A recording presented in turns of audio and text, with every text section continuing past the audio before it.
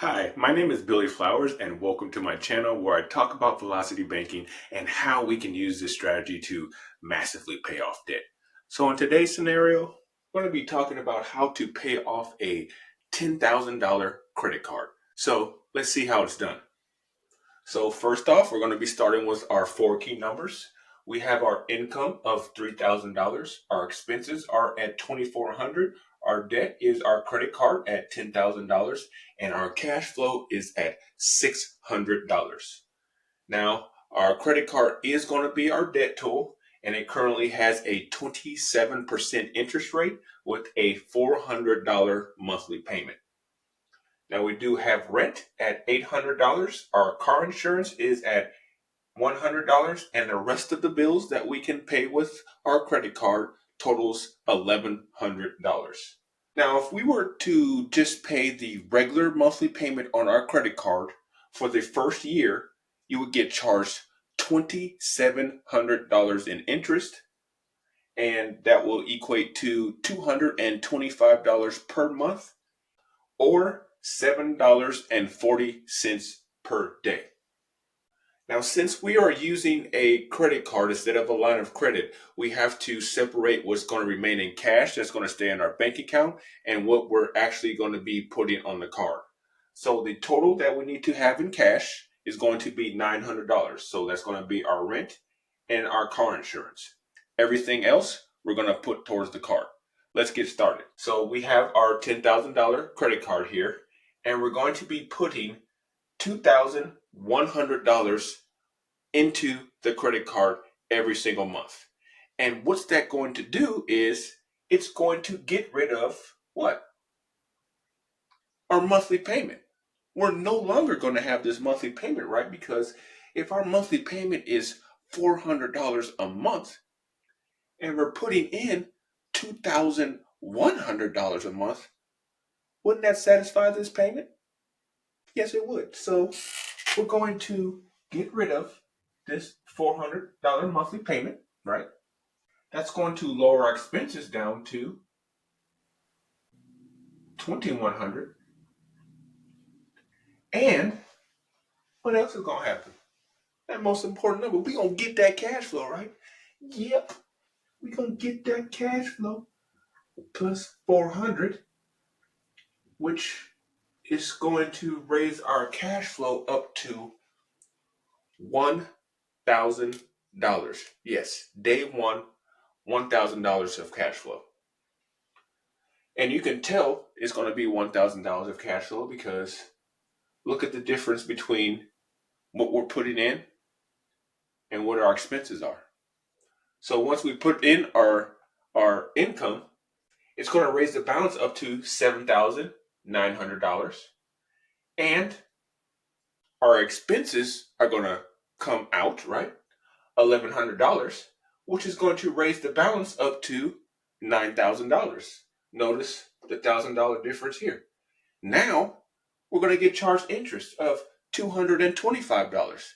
And I took this interest off of the high balance here, $225.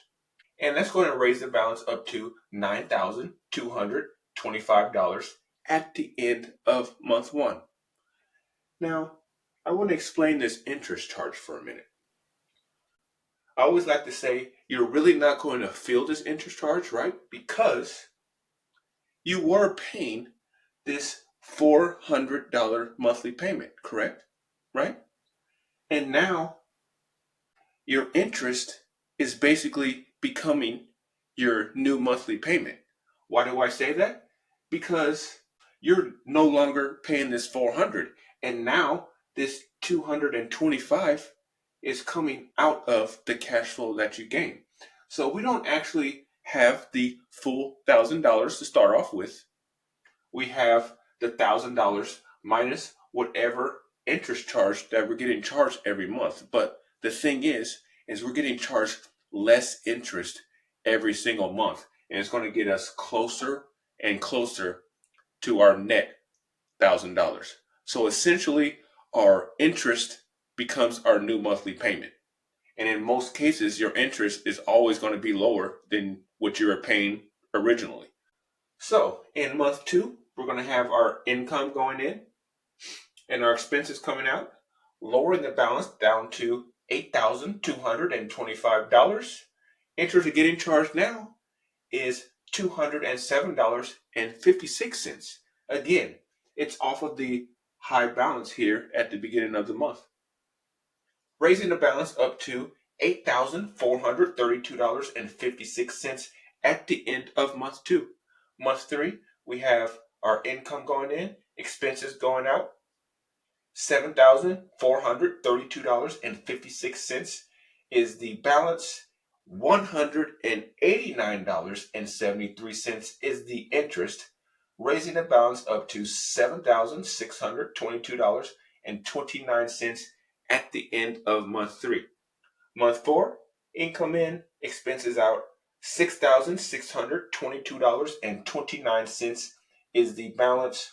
$171.50 is the interest, raising the balance up to $6,793.79 at the end of month 4. Month 5, we have our income going in, our expenses coming out, raising the balance up to $5,793.79. Excuse my minus sign here. That should be a plus sign. There you go. And we're going to get charged $152.86 in interest, raising the balance up to $5,946.65 at the end of month 5. Month 6, we have our income going in, our expenses coming out, $4,946.65 is the balance. $133.80 is the interest, raising the balance up to $5,080.45 at the end of month 6. Now, look at this for a second. Our interest now, or our new monthly payment, like I like to say, which it really isn't, is $133.80. And remember, we started at $225. Look how much the interest went down in that amount of time. Amazing. So month 7, we have our income going in, expenses coming out. $4,080.45 is the balance. $114.31 is the interest. $4,194.76 is the balance at the end of month 7. Month 8, income in, expenses out, $3,194.76 is the balance. $94.38 is the interest. Now we're under $100, raising the balance up to $3,289.14 at the end of month 8. Month 9, income in, expenses out, $2,284.14, $74.01 in interest, raising the balance up to $2,363.15 at the end of month 9. Month 10, we have our income in, expenses out, raising the balance up to $1,363.15. $53.17 is in interest, raising the balance up to $14.16.32 at the end of month 10. Now, since our balance is lower than what we've been putting in, our 2100, we're going to flip the numbers just to make things easier to read, and you actually see the balance go down to 0 rather than us having a difference or bringing the line back to 0. You're actually going to see this a lot better. It's going to make a lot more sense. And during this time, when an expense comes out of your line of credit, you're just going to use whatever money that you have in your checking and just immediately just put it towards the expense until you have nothing, no more income left to actually put into the line. And that's going to be your balance at the end of the month. So we're going to have our expenses come out of $1,100 first. raising the balance up to 25, 16, and 32 cents. Then we're going to have our income going in of $2,100. That's going to lower the balance all the way down to $416.32.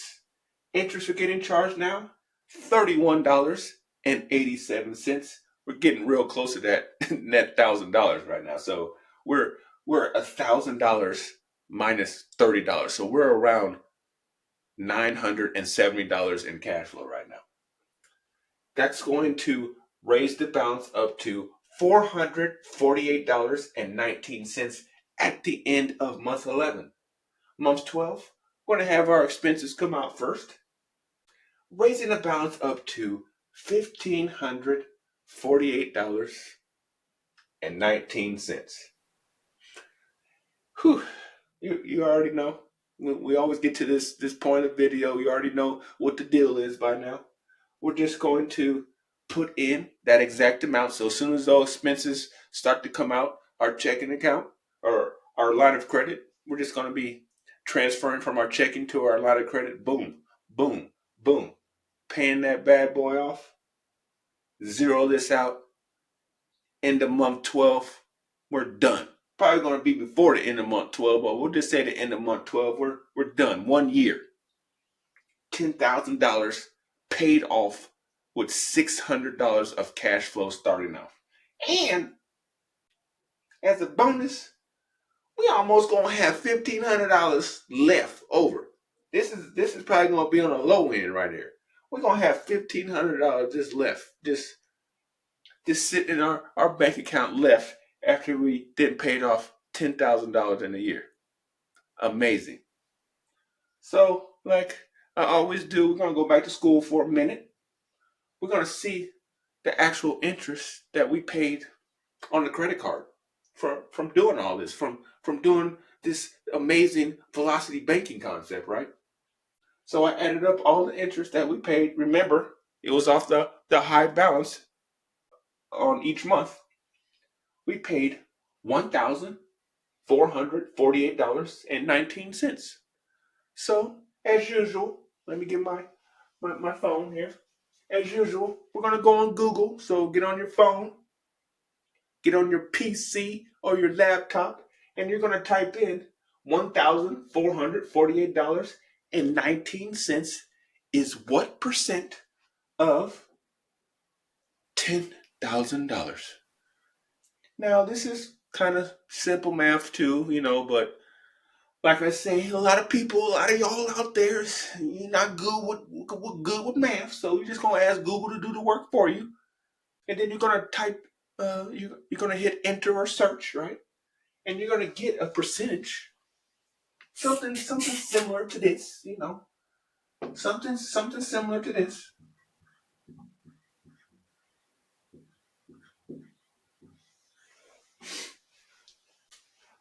$14.48%. You read that right? 14.48%. This is the interest that you actually paid. Yeah. This is the interest that the credit card said. It said 27%, but you under 15% here. Yeah, that's right.